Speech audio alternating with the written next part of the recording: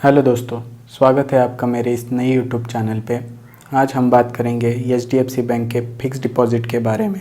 HDFC में आप FD online कैसे बुक कर सकते हो, 2020 में इस पे कितना इंटरेस्ट रेट मिल रहा है, अगर आपने एफडी टाइम से पहले विड्रॉ की तो उस पर कितना चार्जेस देना पड़ेगा, इन सभी चीज़ों के बारे में इस वीडियो में मैंने डिस्कस किया है।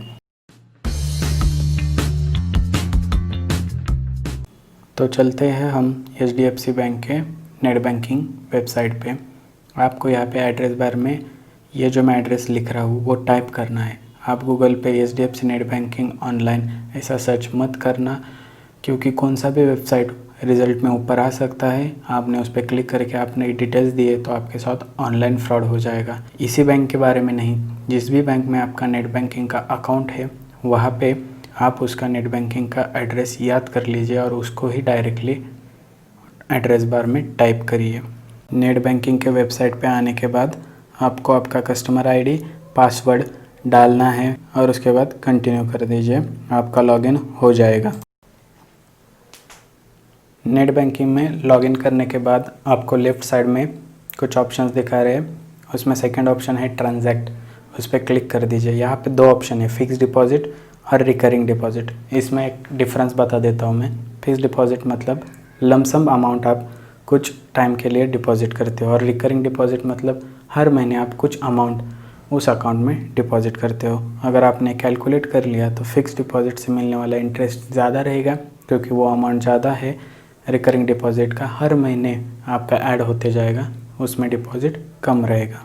आपको यहाँ पे ओपन फिक्स डिपॉजिट पे क्लिक करना है। अंदर आपको टाइप ऑफ एफडी दिखा रहे हैं, regular deposit and 5 years tax saving deposit. तो इसमें क्या है, रेगुलर डिपॉजिट मतलब कि आप आपका पैसा कुछ टाइम के लिए डिपॉजिट करोगे। अगर आपको कुछ इमरजेंसी रहेगा तो वो आप निकाल सकते हो किसी भी टाइम पे कुछ चार्जेस दे करके।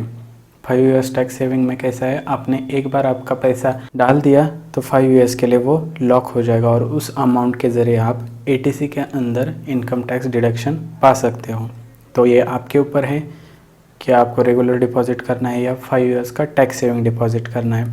अगर आपको टैक्स सेविंग के लिए भी नहीं करना है पर लंबे समय के लिए पैसे रखना है तो मैं कहूँगा आप 5 इयर्स के लिए कर लो, आपका पैसा भी लॉक हो जाएगा और आप उसको निकाल भी नहीं पाओगे। और अगर आपको 1-2 साल के लिए करना है तो आप रेगुलर डिपॉजिट के साथ जाइए।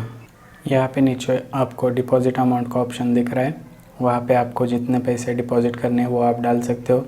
मुझे 5,000 डिपॉजिट करने हैं तो इसलिए मैं 5,000 डाल दूंगा।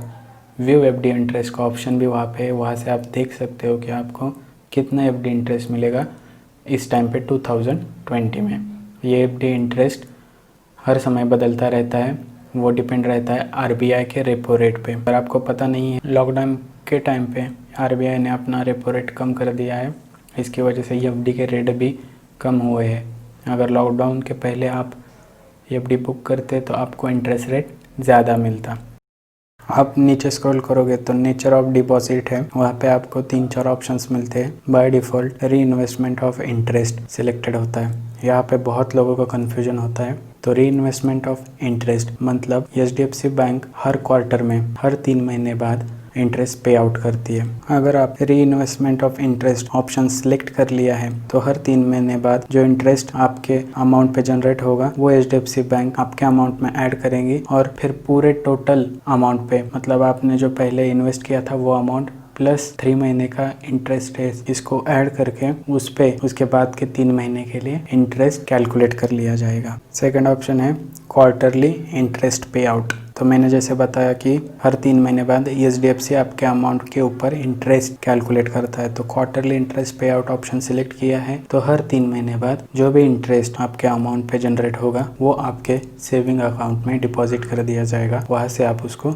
निकाल सकते हो। थर्ड ऑप्शन है मंथली इंटरेस्ट पे आउट। इसमें क्या होता है, मंथली कैलकुलेट किया जाता है कि पूरे 3 महीने में आपको कितना इंटरेस्ट मिलेगा और वो इंटरेस्ट 1 महीने में डिवाइड करके आपको सेविंग अकाउंट में ट्रांसफ़र किया जाता है। डिपॉजिट पीरियड का ऑप्शन है, मुझे 7 डेज में ही 5,000 रिटर्न चाहिए तो इसलिए मैं 0 मंथ्स एंड 7 डेज पुट कर रहा हूँ। उसके बाद डिपॉजिट अमाउंट के बारे में भी मिनिमम और मैक्सिमम लिमिट है। मिनिमम 5,000 कंपलसरी है और उसके बाद 5 करोड़ तक आप एफडी बुक कर सकते हो।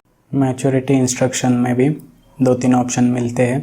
यहाँ पे भी बहुत सारे लोग गड़बड़ करते हैं। तो पहला ऑप्शन है रिन्यू प्रिंसिपल एंड इंटरेस्ट, मतलब अगर आपने 1 साल का एफडी किया है तो एफडी होने के बाद आपको रिन्यू करना है प्रिंसिपल के साथ इंटरेस्ट, या फिर आपको सिर्फ प्रिंसिपल ही रिन्यू करना है, या फिर आपको रिन्यू ही नहीं करना है और आपके सेविंग्स अकाउंट में उस पैसे को लेना है। तो ये 3 ऑप्शन आपको है। अगर आपको 1 साल के बाद आपका प्रिंसिपल एंड इंटरेस्ट पूरा रिन्यू करना है तो आप renew principal and interest check कर लीजिए। अगर आपको सिर्फ आपका प्रिंसिपल अमाउंट रिन्यू करना है अगले 1 साल के लिए, 2 साल के लिए, तो रिन्यू प्रिंसिपल ओनली सिलेक्ट कर लीजिए। आपको अगर आपका प्रिंसिपल एंड जो भी इंटरेस्ट मिला है वो रिन्यू नहीं करना है और आपके सेविंग बैंक में ट्रांसफर करना है तो डू नॉट रिन्यू पे क्लिक कर दीजिए। नीचे आप स्क्रॉल करोगे तो नॉमिनेशन का ऑप्शन दिखाई दे रहा है। अगर आपको किसी को नॉमिनेशन देना है कि आपके अगर जाने के बाद ये पैसे किसको मिलने चाहिए तो आप वो सिलेक्ट कर सकते हो। अगर नहीं करना है तो नो कर दीजिए। उसके बाद नीचे कंफर्म पे क्लिक करना है।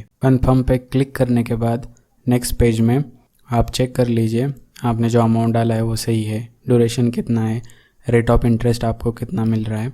उसके बाद नीचे आप इसी टेम्पलेट को सेव कर सकते हो फ्यूचर यूज़ के लिए, और नीचे जो टर्म्स एंड कंडीशन का बॉक्स है उसको टिक कर दीजिए और कंफर्म क्लिक कर दीजिए। आपका एफडी बुक हो जाएगा।